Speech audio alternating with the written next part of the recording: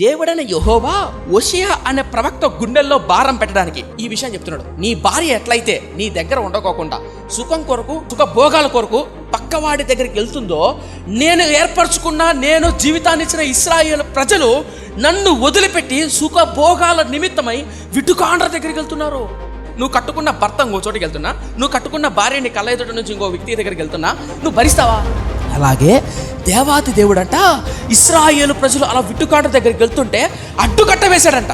ఎన్నోసార్లు ప్రభు సన్నిధి ప్రభు చిత్తాన్ని వదిలిపెట్టి అన్యమైనటువంటి లోకానుసారంగా బతకాలని ప్రయత్నం చేసినప్పుడు ఏదో నువ్వు చేయాలనుకుంటావు, అమ్మాయితోనో అబ్బాయితోనో మాట్లాడాలనుకుంటున్నావు, చాటింగ్ ఇష్టమైన వాటిని చూడకూడదు అనుకుంటావు. ఆ టైంలో ఎన్నోసార్లు నీకు అడ్డుకట్ట వేశాడు దేవుడు. మాట్లాడకూడదనో, చేయకూడదనో, తల్లిదండ్రుల ద్వారానో, సేవకుల ద్వారానో, పరిస్థితుల ద్వారా ఎన్నోసార్లు అడ్డుకట్టేశాడు. అయినా నువ్వు వెళ్ళకూడదు, ఎందుకంటే ప్రేమించాడు కదా. నువ్వు కట్టుకున్నా, నువ్వు నిజంగా ప్రేమించిన భార్య పరాయి దగ్గరికి వెళ్తాంటే ఊరుకుంటావా? చూస్తూ ఉంటావా? మా పోమ్మ నువ్వు కూడా అని అంటారా?